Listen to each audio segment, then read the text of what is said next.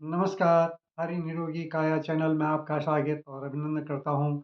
मैं आपके सामने लेकर आया हूँ शरीर को स्वस्थ, मन को स्वस्थ रखने की एक अद्भुत प्रक्रिया तकनीक जिसे हम डायनामिक मेडिटेशन कह रहे हैं या सक्रिय मेडिटेशन कहते हैं। सक्रिय एक निष्क्रिय मेडिटेशन होता है जिसमें हम स्थिर होकर के बैठ जाते हैं, आँखें बंद करते हैं, किसी को लक्ष्य बना लेते हैं, साँस को लक्ष्य बनाते हैं, साँस को आने-जाने को हम ध्यान देते हैं, हिलना-डुलना सब बंद होता है और यह है एक स्थिर मेडिटेशन।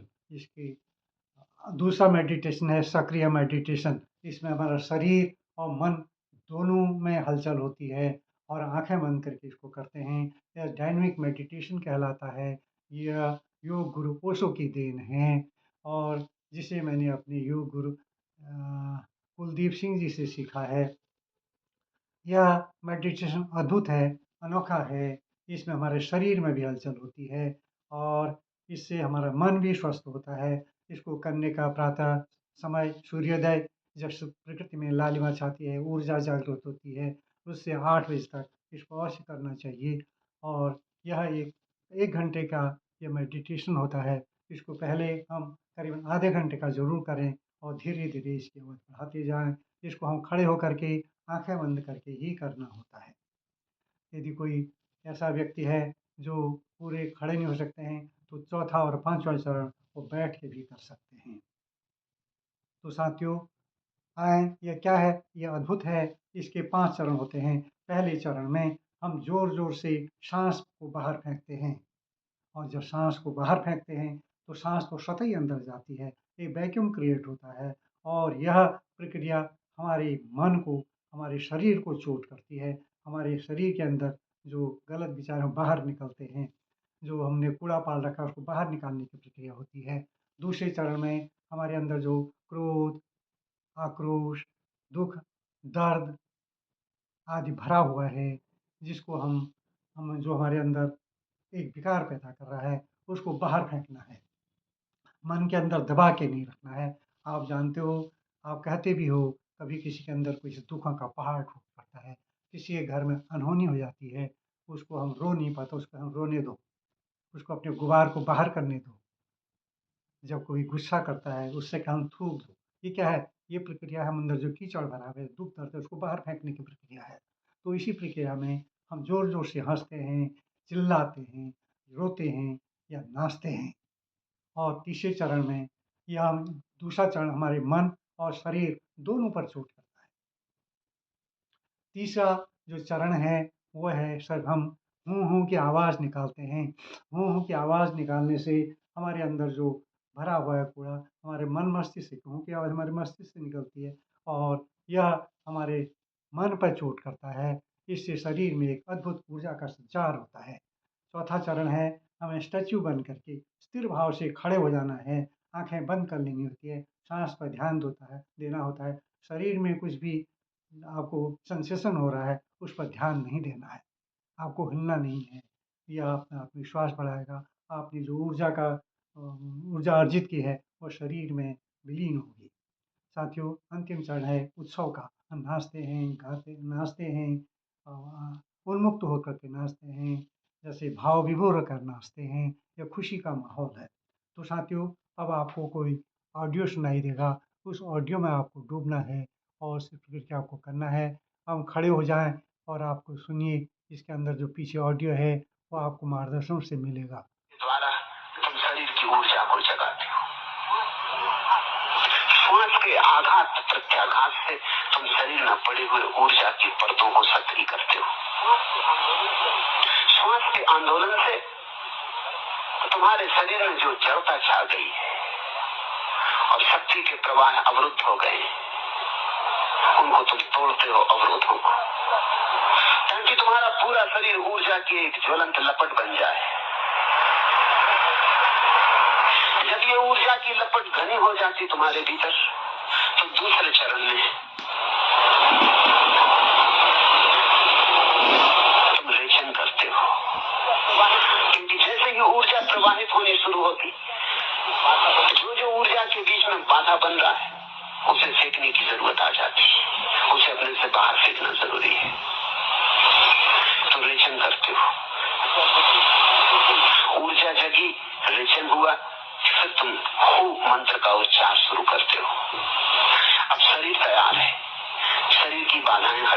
अब मन पर चोट की जा सकती है। अब मन सोया है, उसको भी सक्रिय किया जा सकता है। ध्वनि के द्वारा या कोई भी ध्वनि का उपयोग किया जा सकता है। तुम अपने भीतर ध्वनि तरंगें पैदा करते हो, क्योंकि मन ध्वनि का ही एक रूप है, विचार ध्वनि का ही एक रूप है। ध्वनि की तरंगों से तुम विचारों को फेंकते हो, मन को सक्रिय करते हो। फिर चौथे चरण में तुम शांत मूर्तिवत खड़े रह जाते हो।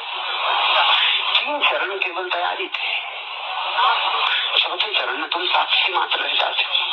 पहला चरण शरीर पर चोट करता था, दूसरा चरण शरीर और मन के बीच में जो बाधाएं थी उन पर चोट करता था, तीसरा चरण मन पर चोट करता था, चौथे चरण में तुम अपने घर आ गए। सिर्फ आत्मा है, सिर्फ बोध है, सिर्फ साक्षी हो। ये 4 चरण ज्ञान के, और 5वां चरण तो उत्सव है। वो जो साक्षी क्षण भर को जगा, जरा सी देर को झरोखा खोला, दूर आकाश दिखा, बादल दिखा, चांद तारे दिखे, जरा क्षण भर को सौंदर्य की वर्षा हुई, तो उसके लिए धन्यवाद दोगे ना? केवल धन्यवाद है, केवल अनुग्रह का भाव है, अभिनंदन है कि प्रभु तेरी कृपा अपार है। लेकिन इन सारी प्रक्रियाओं के बीच जो ध्यान का मौलिक अर्थ है वो साक्षी है।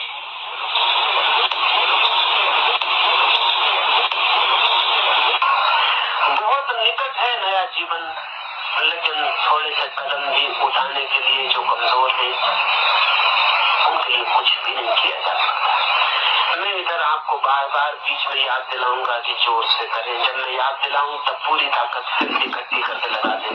हमारा मन कि 2 क्षण में भूल जाते हैं, 2 क्षण सांस लेते हैं, तेज फिर धीमा हो जाता है। मैं फिर आपको कहूंगा, मैं आपको यहाँ से चोट करता ही रहूंगा, और जब भी मैं आपको कहूँ जोर से, तो आप फिर सारी ताकत लगा के जोर में आ जाए। अब हम प्रयोग करें, पूरे हृदय से संकल्प करें। मैं प्रभु को साक्षी रख के संकल्प करता हूँ कि ध्यान में अपनी पूरी शक्ति लगा दूंगा, पूरी। मैं प्रभु को साक्षी रख के संकल्प करता हूँ कि ध्यान में अपनी पूरी शक्ति लगा दूंगा, पूरी।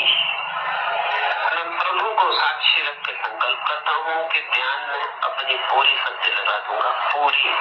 आप अपने संकल्प को स्मरण रखना, प्रभु आपके संकल्प को स्मरण रखता ही है। हाथ छोड़ दें, पहला चरण शुरू करें। तीव्र सांस लेनी है, जैसे कि आंखें बंद रखें, हिलें डुलें। आप आंखें बंद रखें, अपने बंद को भटकने न दें।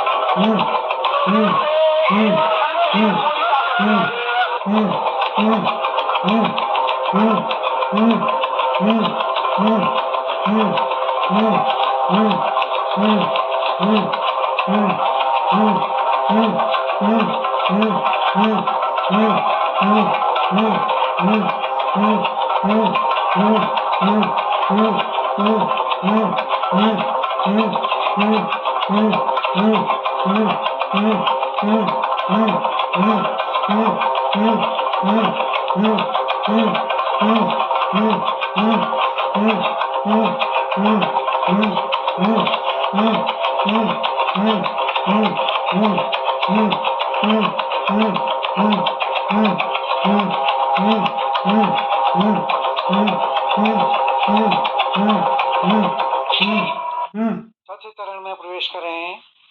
खड़े हो जाएं, स्टैचू बंद करके, हिलना डुलना बंद, आंखें बंद रखें, शरीर को पूरा सीधा रखें, केवल सांस पर ध्यान दें। सांस नाक से अंदर, कपाल से होते हुए, सर से होते हुए, गर्दन से होते हुए फेफड़ों में जा रही है, फिर उसी तरह वापस आ रही है।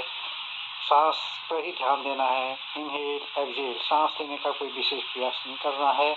जैसे आप लेते हैं वैसे ही लें और स्टैचू बने, हिलना डुलना नहीं है, आंखें बंद ही रखें।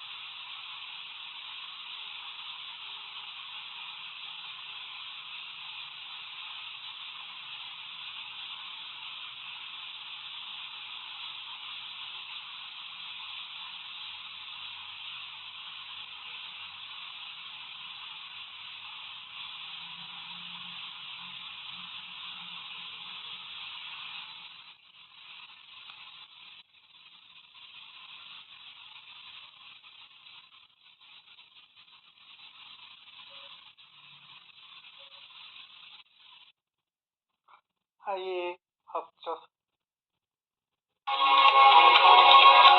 चौथे चरण में आनंद सिंह नाश्ता है।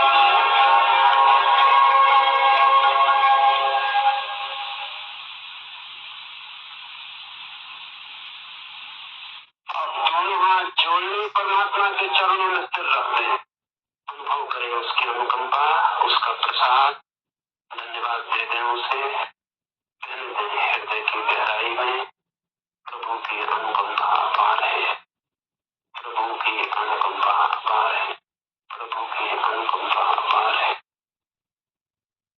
सुबह का ध्यान पूरा हुआ, ध्यान से अब वापस लौट आए। साथियों, अपने कमेंट्स इसमें ज़रूर करिए, यह एक दिनचर्या में शामिल करिए। आप निश्चित रूप से 10 से 15 दिन इसको करेंगे, आप स्वयं ही अनुभव करेंगे, ये कितना अद्भुत है, कितना अनोखा है।